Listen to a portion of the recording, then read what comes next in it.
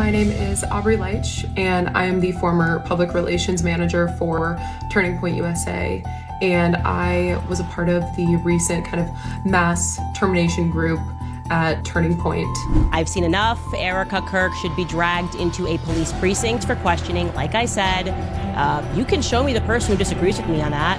Erika Kirk's former personal assistant is now stepping forward with legal action, and the details coming out are making a lot of people stop and look twice. The claims are serious, with accusations that things may have crossed a line inside her own team, including an incident that allegedly led to a head injury. This situation has quickly turned into a full legal battle, and it's starting to show a completely different side of Erika than the calm, grieving widow image people have been seeing. If any of this holds up, it could change how everything is viewed in a major way. For a long time, Erika was mainly known as Charlie Kirk's wife, living a quiet life as a stay-at-home mom with a strong, faith-centered image. That was the public picture, simple and steady. But after Charlie's passing, everything seemed to shift almost overnight. She didn't stay in the background, she stepped straight into the spotlight as the leader of a massive organization reportedly valued in the hundreds of millions. And that sudden jump had people asking questions immediately. A lot of people started wondering how someone with limited visible leadership experience could move into such a powerful role so fast. From the outside, it didn't fully make sense to everyone watching. His wonderful wife, Erika, is with us tonight. Erika, please stand.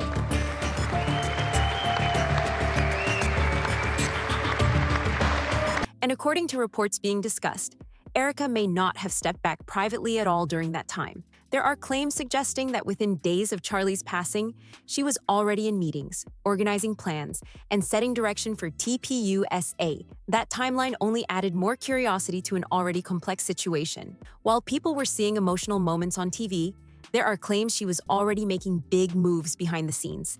The shift into this strong leadership role happened so quickly that it left many people confused, and that's when some started noticing things didn't fully line up. Now this lawsuit pushes everything to another level. The former assistant, someone who was reportedly very close to Erika, is describing a work environment that didn't match the values being presented publicly.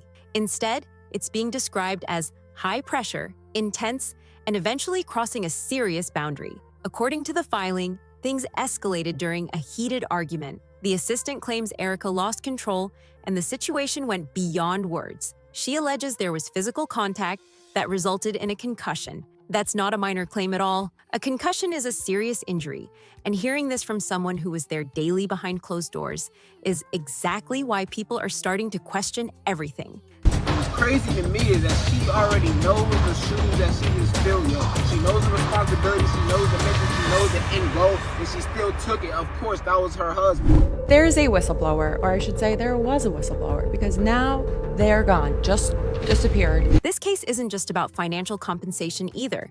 It's about accountability.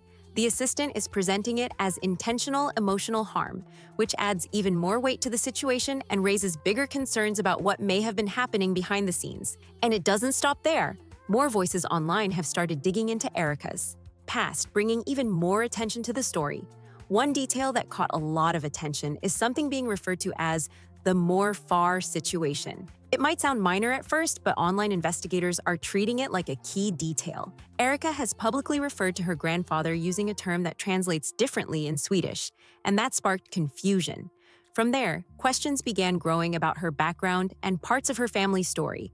Some reports suggest there may have been more family involvement in her upbringing than what was previously described. Now it feels like every part of her past is being looked at in real time, and the more people examine it, the more questions seem to appear. So now the argument being pushed is simple but heavy. If small personal details, like family labels, don't fully match up, then people begin wondering what else might not line up either.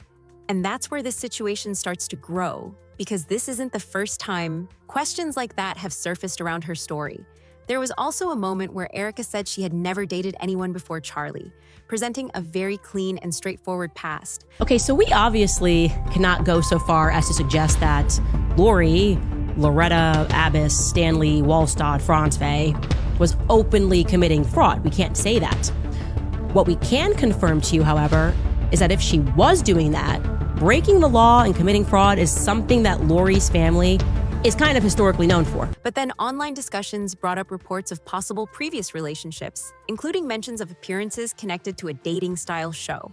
That immediately made people question how those two narratives fit together. On top of that, there have been ongoing rumors suggesting she may have had a previous marriage before Charlie. None of this has been clearly confirmed, but the conversation online continues to build. At this point, for many observers, it's no longer about one detail. It's about what they believe could be a pattern forming. Then came that speech in March 2026, where Erika addressed young men during a public appearance. The message focused on confidence and not letting others bring you down. On the surface, it sounded motivational, but reactions were mixed, and some people felt it didn't land the way it was expected. Critics started saying it felt like she was trying too hard to step into a leadership role that didn't fully match her natural style. Others felt the tone was off from what they expected, and that disconnect only pushed the conversation even further. Supporters spoke up, critics pushed back, and the divide became impossible to ignore. At the same time, This was okay, that's good. Beautiful blonde hair, her smile, her radiance. I can tell that she's got not only outward beauty, but in her beauty, and that's what I'm looking for. changes inside the organization started drawing even more attention. There were clear moves to reshape the brand and push deeper into schools and colleges. But instead of smooth expansion, some local groups reportedly began stepping away, saying they didn't align with the new direction. That kind of reaction only added more pressure to an already tense situation. Then the conversation online took a heavier turn. Some commentators began hinting at possible internal tensions surrounding Charlie Kirk's passing, using words like betrayal and broken trust. None of these claims have been confirmed, but they've been spreading fast across different platforms and pulling more eyes into the story. When people look at how quickly Erika's role expanded after that, from leadership control to increased public visibility, some start connecting dots on their own. That doesn't mean those conclusions are accurate, but it shows how fast speculation can grow when questions are still hanging in the air. Now, with the assistant's legal case unfolding, some are wondering if it could reveal more about what was really happening behind the scenes during that time. What began as one lawsuit is now being seen by some as part of something much bigger, and that's exactly why the attention around this situation keeps building. Don't let anyone disenfranchise you because you're a young man, especially a young white male man. Don't ever let anyone talk down to you. We need strong men out there, strong men who are convicted, that will be good leaders, good husbands, good fathers like mine. On the surface, it seems like she was just trying to be a leader for the MAGA crowd. And this is where everything starts to feel bigger than just one legal case or a few conflicting stories. Because once people begin looking at things from that angle, every small detail starts to feel important, every timeline gets questioned, and every move begins to look intentional instead of random. The assistant at the center of this situation isn't just some distant employee either. This is someone who is reportedly close to Erika every single day, someone who saw how things worked when the cameras were off, and the public image didn't matter. That level of access is exactly why this story is getting so much attention right now, because people believe she may have seen things others never did. Think about it for a second. When someone works side by side with you, hears private conversations, watches how decisions are made, and sees who comes in and out, they're in a position to notice patterns. And when that same person steps forward with claims like this, it naturally makes people slow down and take a closer look at everything surrounding the situation. What's really turning up the intensity right now is the timing. All of this is unfolding right after Erika's rapid rise into a position of serious power and influence. That alone would already bring attention, but now with legal claims involved, Whole chapters, like the one at the University of Arkansas, are literally cutting ties with the national organization because they're not happy with her leadership or the new direction. This proclamation encourages every Arkansas high school and college to engage in civic discourse. It encourages all our high schools and our colleges to accept students' reasonable participation in clubs and political or religious speech. It's like the spotlight just got 10 times brighter. People aren't just watching anymore, they're breaking down every move. And then there's the question of the work environment. The assistant is describing a workplace that, based on her claims, didn't match the calm and composed image being shown publicly. Instead, she's pointing to something much more tense, demanding, and at times overwhelming. That contrast between public image and private experience is exactly what keeps pulling people deeper into the situation. Because let's be honest, when someone builds their identity around certain values, people expect consistency. And when claims suggest something very different behind closed doors, it creates a gap that people want explained. That gap is where most of the attention is sitting right now, and it only seems to be getting wider as more details come out.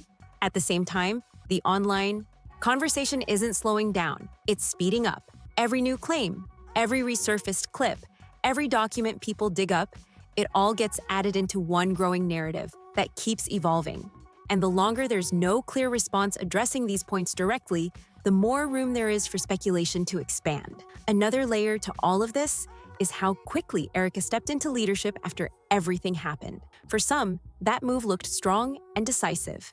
For others, it felt unusually fast, almost like things were already in motion before the public fully understood what was going on. That difference in perception is a big reason why opinions are so divided right now. There are people who believe she's simply stepping up in a difficult moment, doing what needed to be done to keep things running. He was not messaging people the day before saying, I'm going to be murdered. Andrew Colbert is the person who received a text message from Charlie Kirk saying they're going to kill me. He wrote me this, please pray for me. Quote, I know they want me dead. But there are also those who feel like the transition raises more questions than answers, especially when combined with everything else now being discussed. And when you add the legal case into the mix, everything shifts to another level. Because now it's not just about opinions or online debates, it's about claims being reviewed in a formal setting where evidence and testimony actually matter. That change makes everything feel more serious, more grounded, and much harder to ignore. What's also interesting is how the situation is pulling attention from all directions at once. You've got the legal side, the public image conversation, leadership questions, and online investigations all blending into one story. And when everything starts stacking like that, it becomes almost impossible for people to separate one issue from another. Everything starts connecting, whether it actually should or not. A comment from months ago suddenly gets tied to what's happening now. Old interviews are being rewatched with a completely different mindset.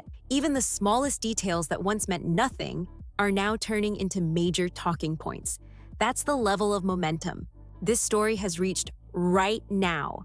And let's be real about how fast narratives can flip in moments like this. One new detail can completely change how people see everything that came before it. That's why so many people are locked in, watching closely, and waiting for the next update, especially anything coming from the legal side of this situation. Because if more information comes out, whether it supports the claims or challenges them, it's going to hit hard. It could reshape how this entire situation is understood in a major way. Right now, it feels like everyone is just waiting for that next piece to drop. At the center of all this is Erika, moving through a situation where every move is watched, every word is picked apart. The podcaster Candace Owens, okay? At one time, a friend of Charlie's, at one time, an employee of Turning Point. She has been one of the main peddlers of these conspiracies, and she is making a huge amount of money on it. She is building her business off of these lies. What do you want to say to her and the other people that are putting these lies out into the world right now? Stop. That's it. And even silence gets interpreted in different ways. That kind of pressure can shape the story just as much as the actual facts themselves. And that's what makes this moment feel so intense. It's not just about what's already been said, it's about what could come next. The unanswered questions, the ongoing legal case, the growing online conversations, all of it is building towards something bigger, even if no one fully knows what that looks like yet. For now, everything sits in this uncertain space where claims are still claims, questions are still unanswered, and the full picture hasn't been clearly laid out. But one thing is obvious: the attention on this situation isn't going anywhere anytime soon. And whatever comes next is going to be watched very closely. Erika's response to all of this has also been intense. Instead of stepping back, she's reportedly taking a strong legal approach, sending out cease and desist letters to people speaking on these claims. It's happening quickly and in large numbers, almost like she's trying to control how far the conversation spreads. She's especially pushing back against discussions around her public image and the more serious theories circulating online from her. From perspective, this could be about protecting her name and reputation. But from the outside, some people are questioning why the response feels so strong instead of directly clearing things up. And that's where opinions really split wide open. Some see someone defending themselves in a high-pressure situation, while others feel the aggressive legal moves raise even more questions. Because when people feel like they're being silenced, they don't usually get quieter, they get louder, and that's exactly what seems to be happening right now. Now with a formal lawsuit in play, everything shifts again. This is no longer just online discussion. It's moved into a real legal process where claims have to be addressed properly. That means structure, accountability, and standards that can't just be avoided. At this moment, Erika is still in a powerful position, but the pressure around her is clearly building. People aren't just looking for statements anymore, they're looking for real answers. There's a growing demand for clarity, transparency, and a full explanation of what's been happening behind the scenes. And as more attention keeps building, one thing stands out clearly. This situation isn't slowing down. It's gaining even more momentum. Every move, every response, every update is being tracked, discussed, and broken down in real time. So now it all comes down to this. What actually comes out as this situation continues to unfold, and how will it change everything people think they know right now? Because once those answers start coming, they could shift the entire narrative in a big way. Now, I want to hear what you think about all of this. Do you believe Erika is just protecting herself? Or do you think there's more happening behind the scenes? Drop your thoughts in the comments below. Don't forget to like, subscribe, and share, and I'll see you in the next one.